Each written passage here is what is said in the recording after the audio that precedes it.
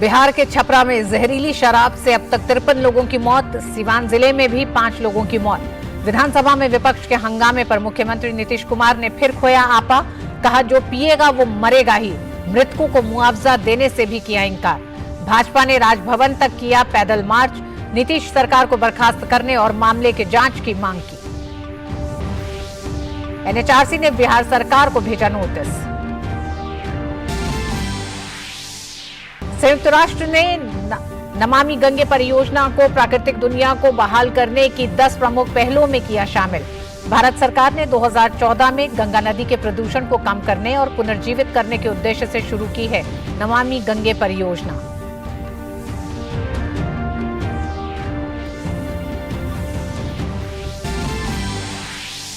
विदेश मंत्री doctor S Jaishankar ने आतंकवाद पर पाकिस्तान के दोहरे रवैये पर फिर लगाई कड़ी फटकार। कहा सांप पालने वालों आप भी डसे जाओगे। दक्षिण एशिया कब तक झेलेगा आतंकवाद? इस सवाल के जवाब में विदेश मंत्री ने कहा पाकिस्तान के मंत्री बता सकेंगे कि आखिर पाकिस्तान कब आतंकवाद को फैलाना बंद करेगा। तवांग मुद्दे पर विपक्ष के हंगामे की वजह से राज्यसभा की कार्रवाई में बाधा। इस मुद्दे पर विपक्ष के कार्यस्थगन प्रस्ताव को उपसभापति ने किया खारिज। लोकसभा में कार्यवाही सुचारू रूप से चला।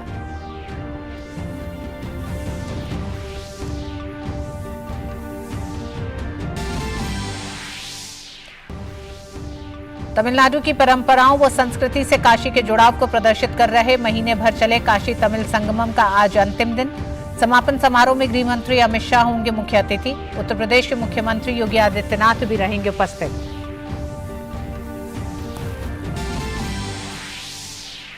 पहली G20 इंडिया फ्रेमवर्क समूह की बैठक आज से बेंगलुरु में शुरू। बैठक में वैश्विक आर्थिक मुद्दों, चुनौतियों और अनिश्चितताओं पर मुख्य रूप से रहेगा फोकस।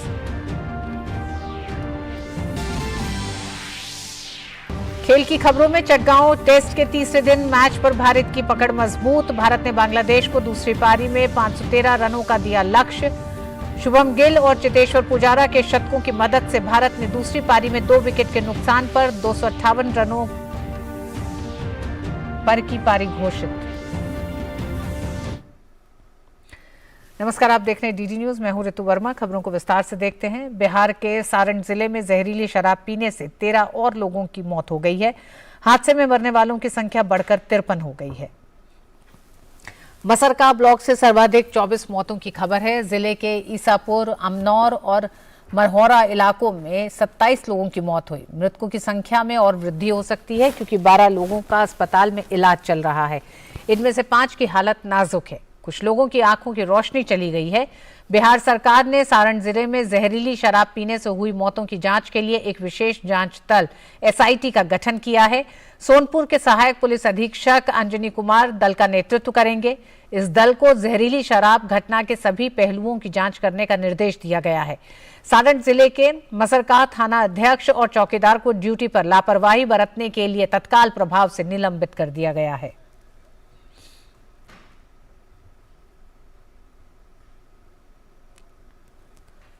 तो उधर सीवान के भगवानपुर प्रखंड के ब्रह्मस्थान में शुक्रवार को जहरीली शराब पीने से 5 लोगों की मौत हो गई। जिन 5 लोगों की मौत हुई उनमें 2 भाई भी शामिल हैं और एक मृतक अवध माझी गांव का चौकीदार था। अवध माझी की मौत के बाद इस बात पर मुहर लग गई है कि पुलिस की नाक के नीचे शराब की बिक्री जमकर चल रही थी। गांव के लोगों ने बताया कि अवध माझी स्थानीय थाना की मिलीभगत से गांव और बॉर्डर एरिया में शराब की बिक्री करवाता था। शराब का सेवन उसने कहां से किया, इसको लेकर ना तो स्वजन ही कुछ बोलने को तैयार थे और ना ही गांव के लोग कुछ बता रहे हैं। हालांकि चौकीदार अवध माझी की मौत के बाद पुलिस पूरी तरह से बैकफुट पर आ गई है और कुछ भी बोलने से कतराती नजर आ रही है। भगवानपुर प्रखंड जिले का सीमावर्ती क्षेत्र है और इस प्रखंड के कई गांव छपरा की सीमा से जुड़े हैं। वहीं छपरा के मडौरा में हुए शराब कांड की आंच से इस घटना को लेकर चर्चाओं का बाजार गर्म है। बिहार में शराबबंदी कानून है, लेकिन आए दिन जहरीली देसी शराब से हो रही मौतों को लेकर सरकार सवालों के घेरे में है। बिहार विधानसभा के शीतकालीन सत्र में भी बीजेपी लगातार नीतीश कुमार को घेर रही है। आज भी भाजपा ने विधानसभा में इस मामले में मुख्यमंत्री को घेरा। पक्ष विपक्ष के हंगामे के कारण विधानसभा को कुछ देर के लिए स्थगित भी करना पड़ा। बिहार बीजेपी ने जहरीली शराब मामले को लेकर विधानसभा से राजभवन तक विरोध मार्च निकाला। इस मार्च में नेता प्रतिपक्ष विजय कुमार सिन्हा, विधान परिषद के नेता प्रतिपक्ष सम्राट चौधरी, नंदकिशोर यादव, संजय मयूख, नितिन नवीन समेत भाजपा के अधिकतर विधायक इस मार्च में शामिल हुए। भाजपा का प्रतिनिधिमंडल राज्यपाल से मिलकर ज्ञापन सौंपेगा। बिहार के मुख्यमंत्री नीतीश कुमार ने छपरा जिले में जहरीली शराब से मौत पर लोगों को राहत देने पर एक बार फिर विवादित बयान दिया है। विपक्ष द्वारा पीड़ितों को राहत देने की मांग के जवाब में नीतीश कुमार ने विधानसभा में कहा कि जो शराब पिएगा वो मरेगा ही। उन्होंने पीड़ितों को मुआवजा देने से स्पष्ट रूप से इंकार भी कर दिया है। बिहार में विपक्षी दल के नेता विजय कुमार सिन्हा ने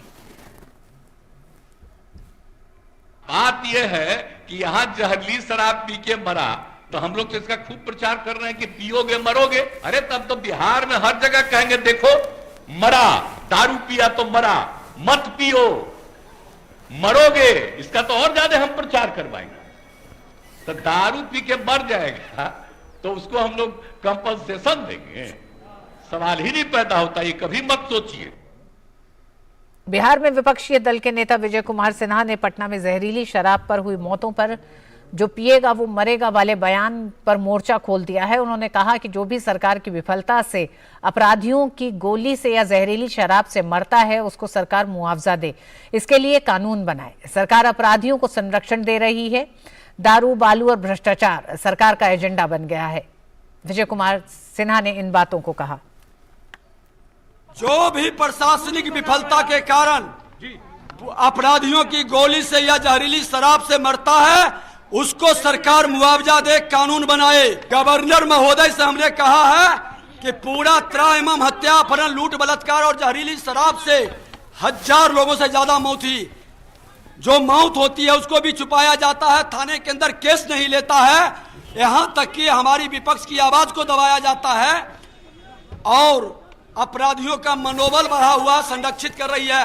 दारू, बालू और भ्रष्टाचार सरकार का एजेंडा बन गया है और इस तीनों को लेकर के हमने कहा कि आप हस्तक्षेप कीजिए, जरूरत हो तो ये सरकार को बर्खास्त करिए।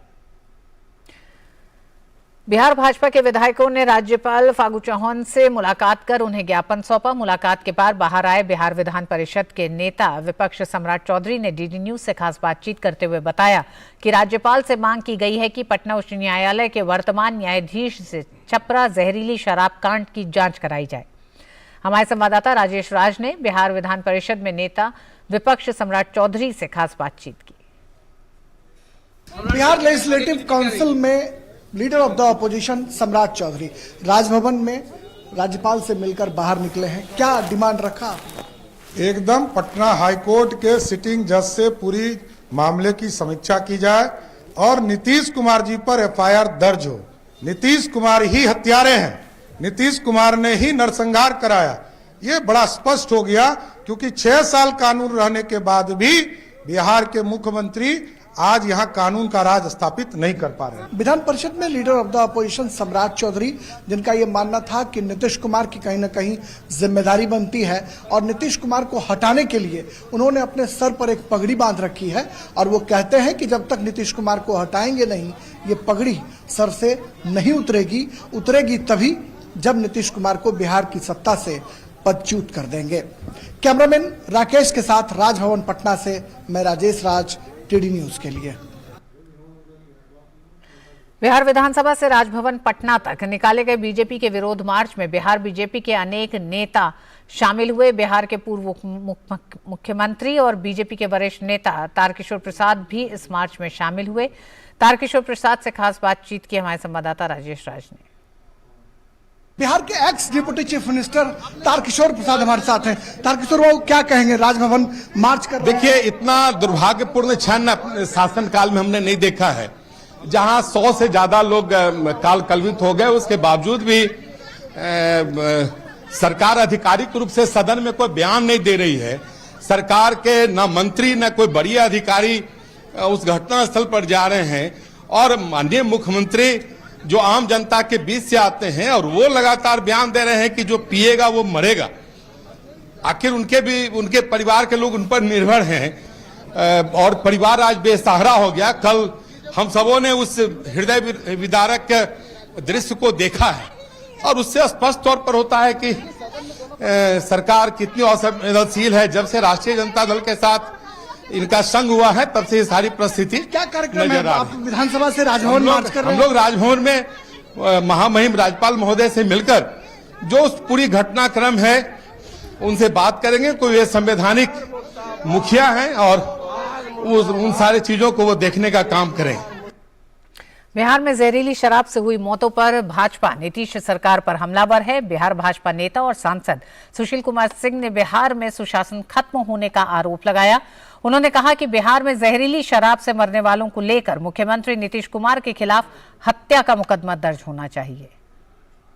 हमारे साथ सुशील सिंह हैं जो बिहार के रहने वाले हैं और सांसद हैं भाजपा के, उनसे बात करते हैं। मुख्यमंत्री के इस बयान को कैसा देखते हैं? मुख्यमंत्री जी का ये बयान अति संवेदनहीन बयान है, मानवता के खिलाफ है। जहां सैकड़ों लोग मर रहे हैं जहरीली शराब पीने से, वहां के मुख्यमंत्री इस तरह से अनसेंटिमेंटल, अविवेकपूर्ण और संवेदनहीन बयान दे, ये बहुत ही दुखद है। इसके लिए स्वयं वो जिम्मेवार हैं। उन्होंने ही कानून बनाया कि किसी के कैंपस में शराब की बोतल मिलेगी तो वो व्यक्ति जिम्मेवार होगा, वो जेल जाएगा, मकान कुर्क होगा और सामूहिक जुर्माना लगेगा। तो बिहार की सीमा के अंदर यदि शराब बिकती है तो फिर इसके लिए मुख्यमंत्री भी जिम्मेवार हैं। और जहरीली शराब पीने से जब मौतें हो रही है तो इसके लिए मुख्यमंत्री जिम्मेवार हैं और उनके ऊपर हत्या का मुकदमा होना चाहिए। हत्या का मुकदमा मुख्यमंत्री के ऊपर दर्ज हो? बिल्कुल होना चाहिए, एकदम होना चाहिए। अपने आप को वो सुशासन बाबू कहते हैं कि यहाँ सुशासन का राज है, लेकिन जो स्थिति बनी हुई उसको लेकर क्या कहें? बिहार में जब एकदम अराजक स्थिति है, मुख्यमंत्री जी का सिस्टम के ऊपर से, तंत्र के ऊपर से नियंत्रण बिल्कुल खत्म हो चुका है। अब तो कोई उनकी बात का नोटिस नहीं लेता, अधिकारी उनकी बात नहीं सुनते और मुख्यमंत्री बिल्कुल अनमनस्क हो गए हैं। लगता नहीं कि बिहार को चलाने में उनकी कोई रुचि भी रह गई है। जो स्थिति हुई है उसको लेकर पहले वो आपक हुए, उसके बाद अब इस तरह की बातें कर रहे हैं। दूसरा ये है कि भारतीय जनता पार्टी वो क्या केंद्र से हस्तक्षेप की मांग करेगा? हम लोगों की पार्टी की तरफ से, बीजेपी की तरफ से कल ही लोकसभा में ये मांग की गई कि गृह मंत्रालय अपनी टीम भेजे और बिहार में जो अराजक स्थिति है उसकी जांच कराए और जहरीली शराब से जो मौतें हो रही हैं उसके लिए कौन जिम्मेवार है उसको देखे और उनके ऊपर कार्रवाई करे। बिहार में जो स्थिति बनी हुई है उसको लेकर सुशील सिंह का साफ कहना है कि हम लोगों ने कल लोकसभा में सवाल उठाया है और गृह मंत्रालय से ये अपील की है कि वो एक टीम बनाए और टीम बना के वो बिहार भेजे। कैमरामैन एसपी दुबे के साथ रजनीश त्रिपाठी, डीडी न्यूज़, दिल्ली। भाजपा नेता रामकृपाल यादव ने बिहार के मुख्यमंत्री नीतीश कुमार के बयान जो पिएगा वो मरेगा की निंदा की। उन्होंने नीतीश कुमार के इस बयान को लोकतंत्र को कलंकित करने वाला करार दिया। उन्होंने कहा कि नीतीश कुमार की शराब नीति पूरी तरह से फेल हो चुकी है और बिहार में कोने कोने में शराब की बिक्री हो रही है। हमारे साथ बिहार के नेता और भाजपा के सांसद रामकृपाल जी, उनसे बात करते हैं। इस बयान को कैसे देखते हैं जो पिएगा वो मरेगा? मुख्यमंत्री का ये बयान कलंकित करता है लोकतंत्र को और उनकी सरकार को। पिएगा सो मरेगा। आप पीने की छूट दे रखा इसलिए कि मरे लोग। आपका दायित्व तो नहीं है कि सरकार जो आपने कानून बनाया उस कानून का हम सब लोग स्वागत किया, समर्थन भी करते हैं, शराबबंदी होनी चाहिए, मगर आपकी शराब नीति फेल हो चुकी है। अब बिल्कुल जमीन पर है ही नहीं। हर दिन हर रोज पूरे बिहार के कोने कोने में अवैध शराब बिक रहा है। अवैध शराब लोग पी रहे हैं, जहरीली शराब पी रहे हैं और मर रहे हैं। 52 से अधिक लोगों की मौत हो गई। 100 लोगों से ज्यादा लोग अंधेपन के शिकार हो गए हैं और ऐसी ऐसी घटना पिछले वर्षों में 17 घटनाएं हो चुकी है। रोज मरवा रहे हैं आप लोगों को। इसी के लिए बिहार की सरकार बनी है और सुशासन वो बने हैं कि लोग मरते रहें। अपराध की घटना चरम सीमा पर हो रही है, नरसंहार हो रहा है बिहार में। हमारे क्षेत्र में अब से परसों ही मंटू शर्मा उसके 3 व्यक्ति को घर में घुस करके अपराधी मारा, थाना क्षेत्र फुलवारी उसके बगल में। ये हालात है पटना में, क्या पूरे बिहार में अराजकता की स्थिति उत्पन्न हो गई है। लोग त्राहिमाम कर रहे हैं बिल्कुल ही सरकार अपने जिम्मेदारियों का निर्वहन करने में फेल है, असफल है और सुशासन कहीं नहीं है। लेकिन वो अपने आप को हमेशा ये कहते हैं सुशासन बाबू, और जिस तरह का उनका बयान देखा गया उस चीज़ को लेकर भारतीय जनता पार्टी क्या कर रही है? भारतीय जनता पार्टी इसको गंभीरता से ली है, लोग मरने नहीं देगी। हमें लोकतांत्रिक व्यवस्था में जो हक है उसको हम अदा करेंगे। हमारी पार्टी आज हमारे प्रदेश के माननीय अध्यक्ष जी के नेतृत्व में पूरे एमएलए और पूरा विपक्ष के नेता सब लोग गए हैं गवर्नर साहब के पास गुहार करने के लिए, हस्तक्षेप कीजिए। कल पार्लियामेंट में भी इसकी चर्चा हुई, परसों भी हुई, और हम लोगों ने मांग किया है केंद्र सरकार से कि हस्तक्षेप करे और ये नाकारा और निकम्मी सरकार। बिहार में जो स्थिति बनी हुई है वहाँ कानून व्यवस्था पूरी तरह से फेल है, और जो घटनाएं हो रही हैं उसका जिम्मेदार वहाँ के मुख्यमंत्री हैं। कैमरामैन एसपी दुबे के साथ रजनीश त्रिपाठी, डीडी न्यूज़, दिल्ली। और वक्त एक छोटे से ब्रेक का है। ब्रेक के बाद खबरें जारी रहेंगी, देखते रहिए डीडी न्यूज़।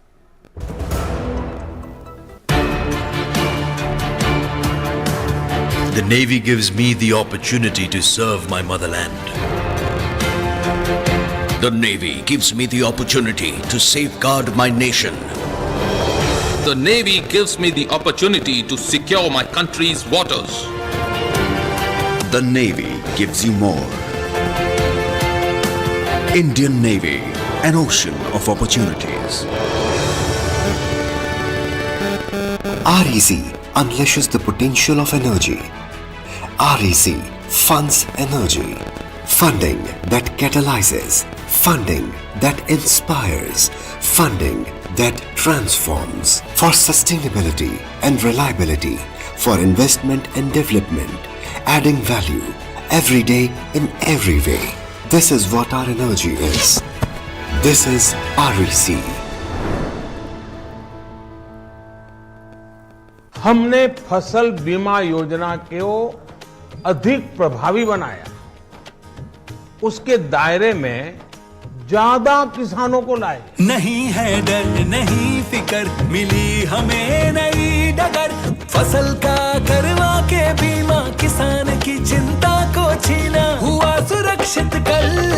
सुरक्षित फसल निश्चिंत किसान, फसल बीमा सबका समाधान। आज ही प्रधानमंत्री फसल बीमा योजना से जुड़ें और फसल नुकसान से होने वाली आर्थिक हानि से निश्चिंत हो जाएं, ताकि प्राकृतिक और स्थानीय आपदा पर भी फसल नुकसान होने पर आप उसकी सही कीमत पाएं। प्रधानमंत्री फसल बीमा से जुड़ने के लिए आज ही नजदीकी कृषि कार्यालय, सहकारी समिति, बैंक शाखा, अधिकृत बीमा कंपनी या जन सेवा केंद्र में जाएं, क्योंकि सुरक्षित फसल निश्चिंत किसान, फसल बीमा सबका समाधान। कृषि एवं किसान कल्याण मंत्रालय, भारत सरकार।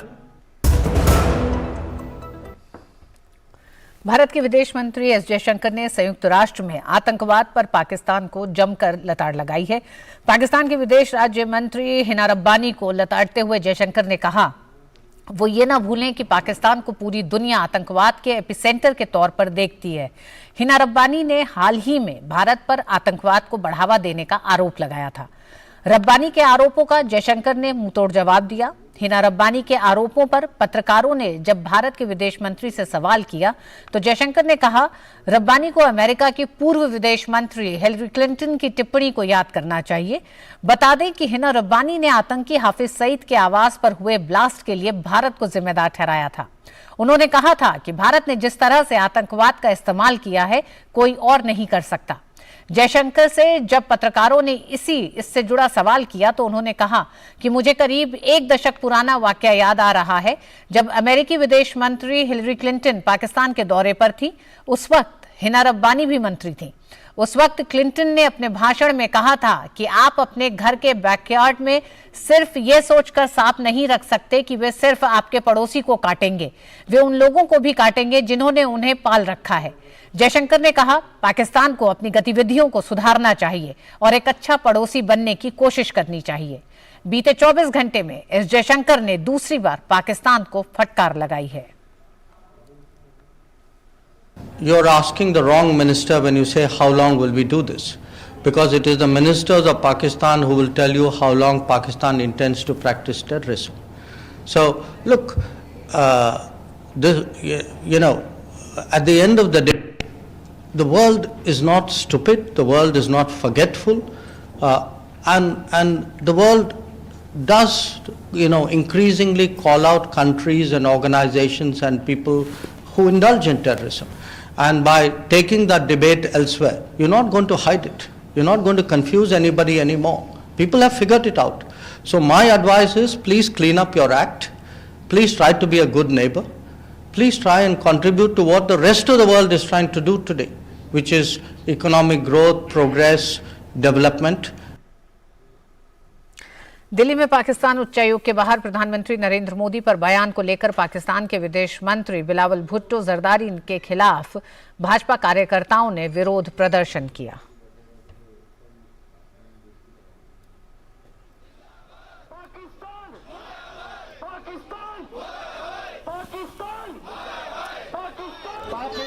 पाकिस्तान के विदेश मंत्री बिलावल भुट्टो जरदारी के बयान पर सूचना एवं प्रसारण मंत्री अनुराग सिंह ठाकुर ने कहा कि दुनिया पाकिस्तान की हरकतों और मंसूबों को देख चुकी है। ये लंबे समय से आतंकियों को पनाह दे रहे हैं।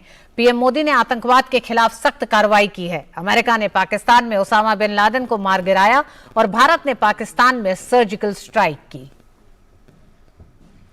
पाकिस्तान की धरती आतंकवादियों को पैदा करने के लिए, संरक्षण देने के लिए, आतंकवाद को बढ़ाने के लिए लगातार प्रयास करती रही, चाहे वो जम्मू कश्मीर हो या भारत के अलग अलग हिस्सों में। ये दुनिया से छिपा नहीं है इनकी हरकतें, इनके मंसूबे, और लगातार आतंकवाद के खिलाफ कड़ी कार्रवाई की है तो मोदी सरकार में हुई है। देखिए, ओसामा बिन लादेन को यूएस ने घर में घुसकर मारा पाकिस्तान में, और भारत ने भी सर्जिकल स्ट्राइक घुसकर की आतंकवादियों के खिलाफ। दुनिया ने पाकिस्तान का असली चेहरा देखा है। बेहतरी इसी में है कि आतंकवादियों के खिलाफ कड़ी कार्रवाई वहां पर करे और आतंकवाद को पाकिस्तान संरक्षण ना दे। भारत सरकार द्वारा 2014 में गंगा नदी के प्रदूषण को कम करने और पुनर्जीवित करने के उद्देश्य से शुरू की गई नमामि गंगे परियोजना को दुनिया की 10 ऐसी प्रमुख पहलों में शामिल किया गया है जिन्होंने प्राकृतिक दुनिया को बहाल करने में अहम भूमिका निभाई है। संयुक्त राष्ट्र जैव विविधता सम्मेलन के दौरान मंगलवार को जारी एक रिपोर्ट में कहा गया है कि भारत की पवित्र नदी गंगा के मैदानी हिस्सों की सेहत सुधारने के उद्देश्य वाली परियोजना दुनिया भर की उन 10 बड़ी महत्वपूर्ण पहलों में से एक है जिसे संयुक्त राष्ट्र ने प्राकृतिक दुनिया को बहाल करने में उनकी भूमिका के लिए पहचाना है। कनाडा के मॉन्ट्रियल में जैव विविधता पर संयुक्त राष्ट्र की संधि के लिए पक्षकारों के सम्मेलन की 15वीं बैठक चल रही है। इन परियोजनाओं को संयुक्त राष्ट्र द्वारा परामर्श और वित्त पोषण दिया जाएगा।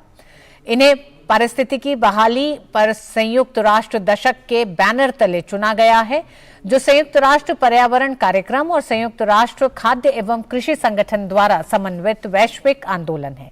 नमामि गंगे कार्यक्रम एक एकीकृत संरक्षण मिशन है जिसे भारत सरकार द्वारा जून 2014 में राष्ट्रीय नदी गंगा के प्रदूषण, संरक्षण और कायाकल्प के प्रभावी उन्मूलन के दोहरे उद्देश्यों को पूरा करने के लिए 20,000 करोड़ रुपए के बजट परिव्यय के साथ एक प्रमुख कार्यक्रम के रूप में अनुमोदित किया गया था। नमामि गंगे मिशन के तहत उत्तराखंड, उत्तर प्रदेश, बिहार, झारखंड, पश्चिम बंगाल, दिल्ली, हिमाचल प्रदेश, हरियाणा और राजस्थान राज्यों में 48 सीवेज प्रबंधन परियोजनाएं कार्यान्वित की जा रही हैं और 98 सीवेज परियोजनाएं पूरी की जा चुकी हैं।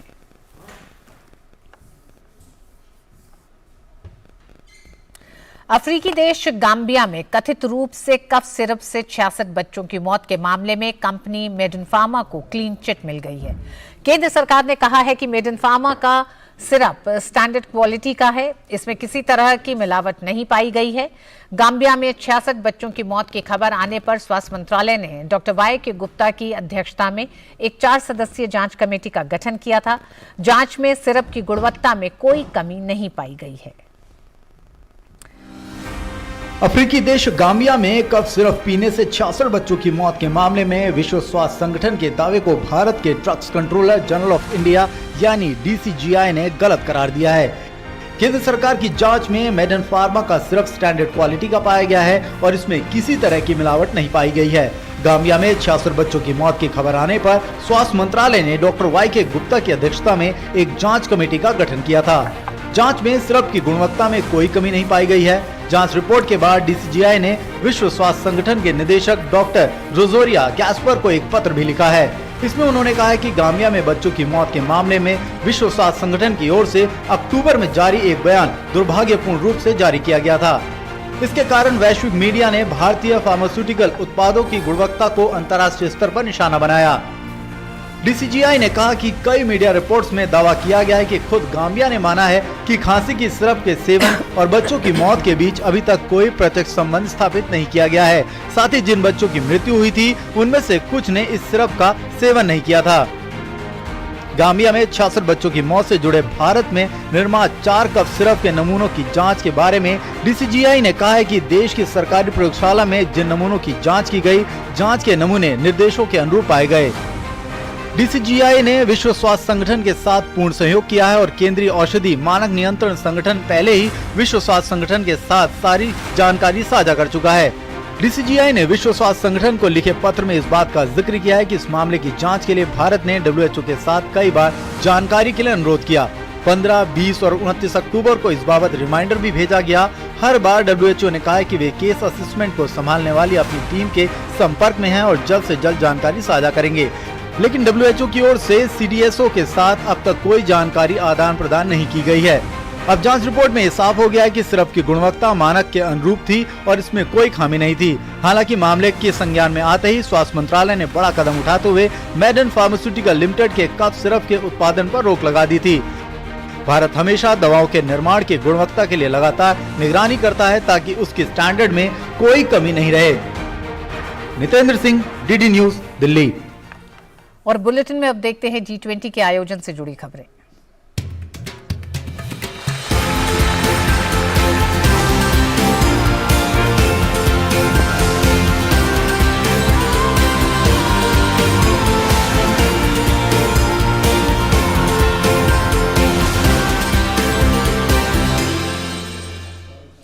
G20 कार्य समूह की पहली बैठक गुरुवार को मुंबई में समाप्त हो गई। आज G20 के प्रतिनिधियों ने कन्हेरे की गुफाओं का दौरा किया। 2 दिनों के गहन विचार विमर्श के बाद भ्रमण से प्रतिनिधियों को मुंबई की संस्कृति और प्राचीन इतिहास को करीब से जानने और समझने का मौका मिला।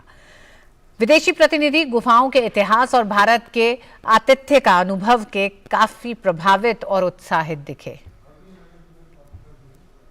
We are very happy and very, I think, very gratitude for the opportunity that the Indian presidency gave to us.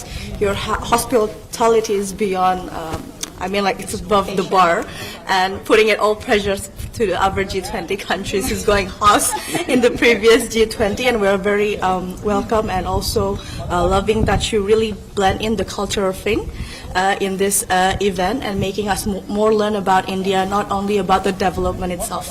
Of course, right? This place is very touch me, right? So I think this is the place has the inspirational spirit, right? Yes. So this is the positive signal here. We can see that they have prepared this place and it gives us another perspective of Mumbai, where we went to the cities in the 3 days, and this one we can see the nature.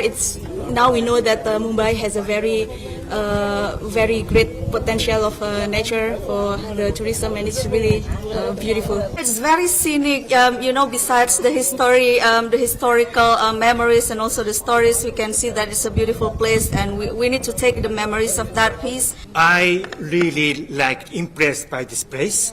This is made of one lava. It's ancient eruptions heritage. Then you have the kind of origins of the Buddhism that is later imported to Japan. So I'm very, very happy to be here.